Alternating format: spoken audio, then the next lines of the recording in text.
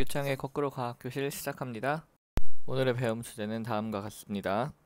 지금까지 이번 단원에서 완두를 이용한 유전 연구에 대해서 배웠죠. 맨델이 했던. 자, 그렇다면 진짜 사람의 유전 연구는 어떻게 해야 되는 걸까? 그것을 한번 배워보겠습니다. 자, 사람의 유전을 연구하는 방법 중에 가장 대표적인 것은 바로 가계도 그리는 것입니다. 자, 가계도는 이런 식으로 그리게 되는데요. 일정한 규칙이 있기 때문에 한번 살펴보도록 하겠습니다. 자, 우선 가계도를 그릴 때 항상 남자는 네모로, 여자는 동그라미로 표시를 하도록 되어 있습니다. 또한 부부는 가로선으로 연결하고 그 사이에 태어난 자식은 밑으로 연결하며 왼쪽으로부터 태어난 순서대로 표시를 하게 되어 있습니다. 자, 네모나 동그라미 같은 것에 특정 형질의 여부를 색깔이나 무늬 같은 형태로 이런 식으로, 예를 들어서 이런 식으로 나타낼 수가 있습니다. 자, 그렇다면 이 경우에는 지금 네모가 남자, 동그라미가 여자니까, 자, 이 네모가 아버지가 되겠죠. 그리고 동그라미는 어머니가 될 겁니다. 그리고 이 두 분은 옆으로 연결되어 있으니까 부부겠죠. 자, 이 아랫선으로 연결했을 때 지금 여기는 동그라미가 있으니까 딸이겠죠. 그리고 여긴 네모가 있으니까 아들일 겁니다. 자, 그랬을 때 왼쪽부터 태어난 순서대로 표시한다고 되어 있으니까 딸이 누나가 되겠죠. 아들이 동생이 될 겁니다. 자, 또한 여기에 빗금이 쳐져 있는 걸로 봐서는 아들에게 뭔가 특별한 형질이 하나 있겠죠. 가령 예를 들어서 혼자만 쌍꺼풀이 있다든가, 혹은 혼자만 어떤 병이 있다든가, 이런 것들을 표시해 준 겁니다. 가계도는 이런 식으로 그리시면 됩니다. 자, 이 가계도를 이용해서 유전 연구를 하면 어떤 장점이 있을까요? 자, 이것은 지금 빅토리아 여왕의 집안의 가계도입니다. 빅토리아형 집안은 혈우병이 있기로 유명했습니다. 혈우병이라는 것은 한번 피가 나면 멈추지 않는 거예요. 자, 이 병이 너무 많았기 때문에 후세의 과학자들이 빅토리아 여왕의 집안을 한번 연구를 해보았습니다. 가계도를 그려서. 그래 보았더니 지금 보시면은 여기 표시되어 있는 부분들 있죠? 이 표시되어 있는 부분들이 바로 혈우병에 걸렸던 사람들을 표시한 겁니다. 자, 공통점이 뭐죠? 네모죠, 네모. 네모는 남자를 나타내고 있는 겁니다. 즉, 혈우병은 주로 남자한테 발생한다라는 것을 알 수가 있다라는 거죠.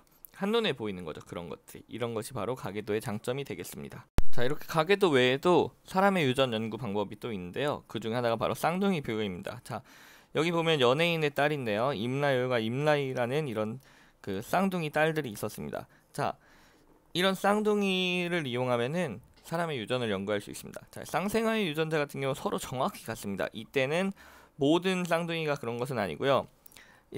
우리가 보통 일란성 쌍둥이라고 하죠. 일란성 쌍둥이의 경우만 유전자가 서로 정확히 같습니다.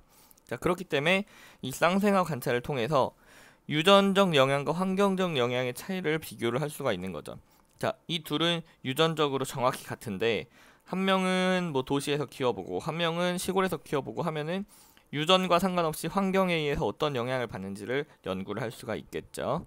자, 이런 가계도나 쌍생아 연구 외에도 요즘에는 염색체를 분석해서 사람의 유전을 연구를 하기도 하고요. 과학이 발전했으니까. 그리고 혹은 통계를 내어서 연구를 하기도 합니다. 이렇게 다양한 방법으로 사람의 유전이 연구되어지고 있습니다. 자, 이번에는 사람의 유전 형태를 좀 더 구체적으로 보도록 하겠습니다.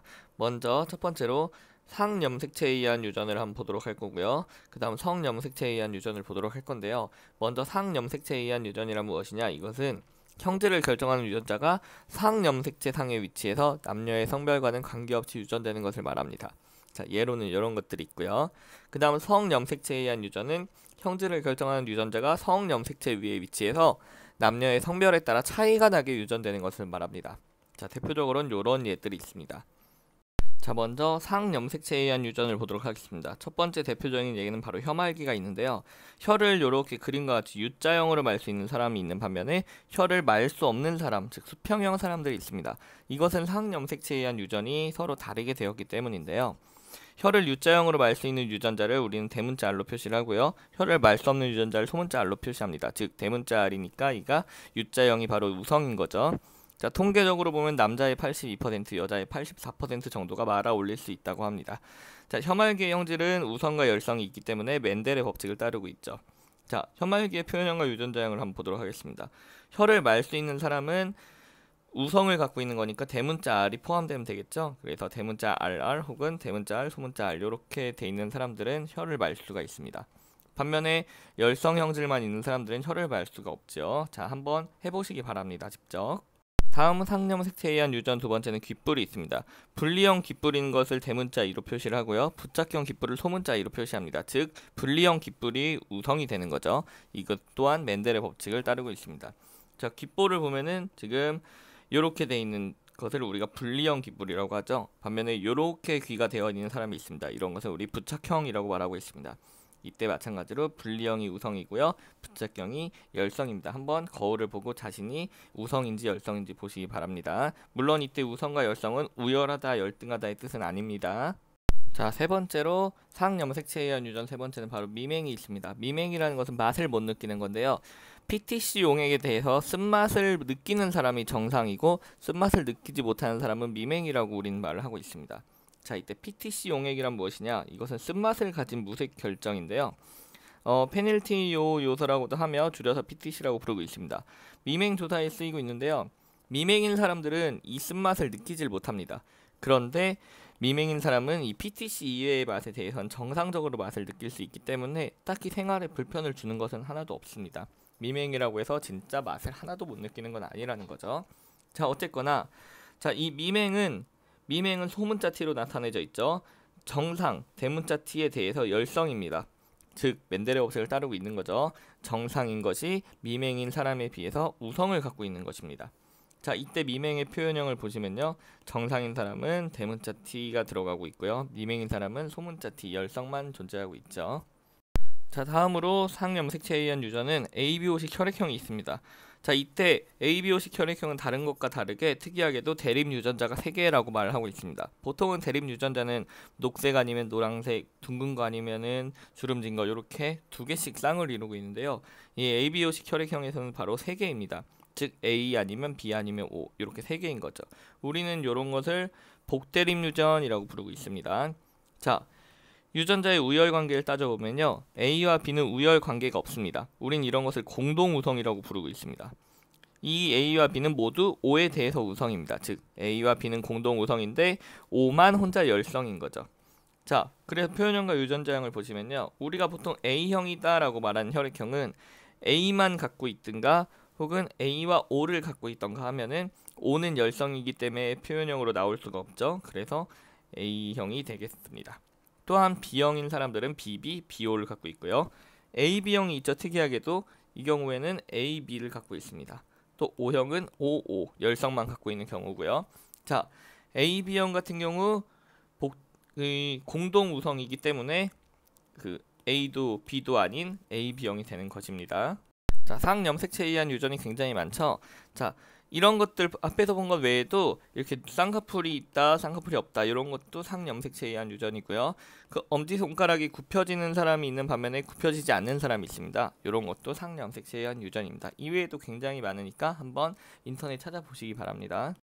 자, 다음으로 성염색체에 의한 유전을 한번 보도록 하겠습니다. 자, 성염색체에 의한 유전 대표적인 것은 바로 생맹인데요. 물체의 형태는 구별하지만 특별한 색깔들을 구별하지 못하는 유전병입니다. 자, 생맹의 유전자는 주로 성염색체인 X염색체 위에 있습니다. 자, 정상 유전자에 대해서 생맹의 유전자는 열성입니다. 그렇기 때문에 맨델의 법칙을 따르고 있고요. 유전 관계를 표현할 때 우리는 이렇게 X 프라임이라고 해놓으면 생맹 유전자를 뜻하고 있고요. X라고 해놓으면 정상 유전자를 표시를 하고 있습니다. 자, 그래서 남자의 경우 보시면 남자는 X와 Y가 있죠. 유전자가. 그래서 XY를 갖고 있는 남자는 정상입니다. 그런데 X'Y, 즉 X-Y를 갖고 있는 남자는 생맹인 거죠. 자, 여자의 경우는 XX면 정상이죠.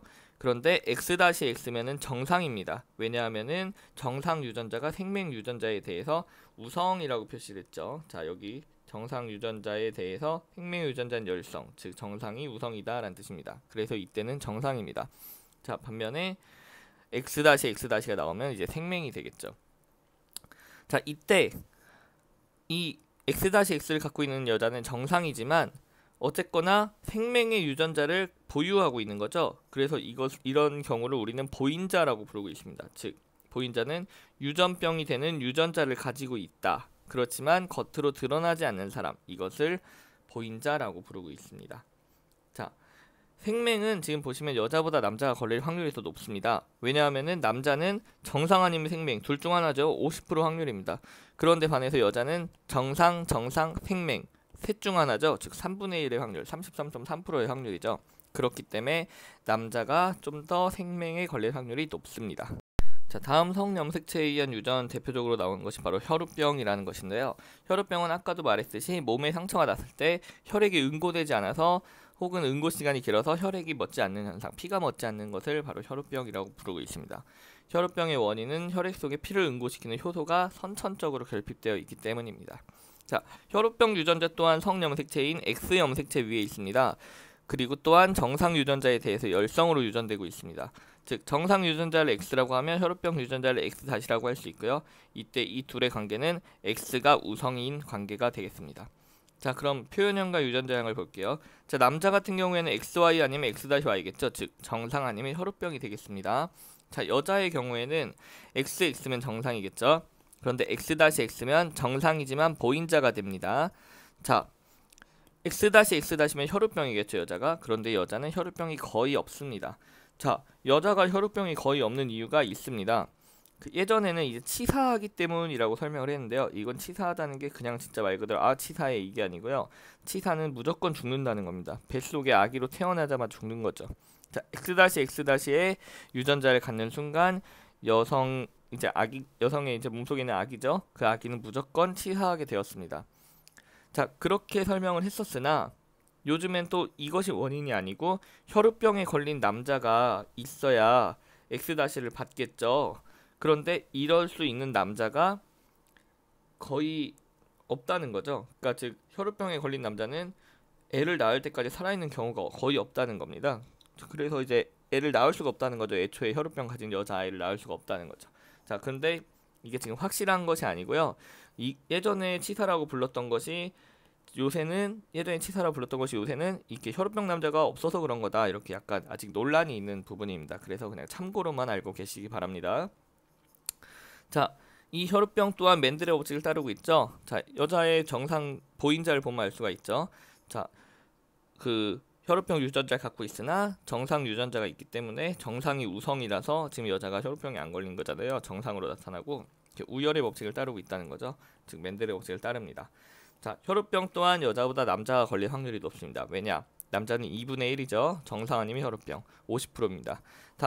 그런데 반면에 여자는 정상 아니면 정상인 보인자 아니면 혈우병 근데 거의 안 나타나죠. 어쨌거나 확률적으로는 3분의 1입니다. 33.3%죠. 그렇기 때문에 남자가 걸릴 확률이 높다라는 겁니다. 자, 이제 유전의 마지막인데요. 다양한 유전의 종류를 한번 살펴보도록 하겠습니다. 지금 우리는 이제 유전이 대표적인 게 반성유전, 한성유전, 종성유전이란 게 있는데요. 주로 이제 중학교 과정에서 많이 다루는 것은 바로 이 반성유전입니다. 그런데 나머지도 참고적으로만 알고 계시기 바랍니다. 반성유전이라고 하는 것은 특정 형질에 대한 유전자가 성염색체인 X염색체의 상에 있어서 남녀 성에 따라서 나타나는 빈도가 다른 것을 말하고 있습니다. 방금 말했던 생맹이나 혈우병 같은 것들이 있고요. 자, 남자의 경우는 X염색체가 하나밖에 없으니까 남자 쪽에서 50% 확률로 더 많이 나타난다. 그렇게 표현을 하고 있습니다. 그 다음 두 번째로 한성유전이라는 게 있는데요. 한성유전은 특정 형질에 대한 유전자가 성염색체인 Y염색체 상에 들어있는 경우입니다. Y염색체 있으니까 당연히 남자에게만 나타나겠죠. 자, 사람의 경우 귀 속에 털이 있는 이모가다증 같은 것이 한성유전의 대표적인 예입니다. 자, 세 번째로 종성유전이라는 게 있습니다. 종성유전은 유전자가 상염색체에 있는 겁니다. 상염색체에 있어서 남녀 공통으로 나타나는 건데 호르몬의 영향으로 성과 관련해서 형질이 나타나는 유전을 말합니다. 즉 호르몬이 남성 호르몬에 따라서 비록 상염색체에 있지만 남성 호르몬에 따라서만 형질이 나타나기 때문에 여자들한테 잘 안 나타난다. 이런 것들을 말하는 거죠. 대표적인 게 남자의 대머리 같은 것이 있습니다. 여자의 경우는 머리가 빠지긴 해도 대머리인 경우가 거의 없죠. 이것이 남성 호르몬의 영향이 좀 있기 때문입니다. 자, 오늘 수업은 여기서 마치도록 하겠습니다. 수고하셨습니다.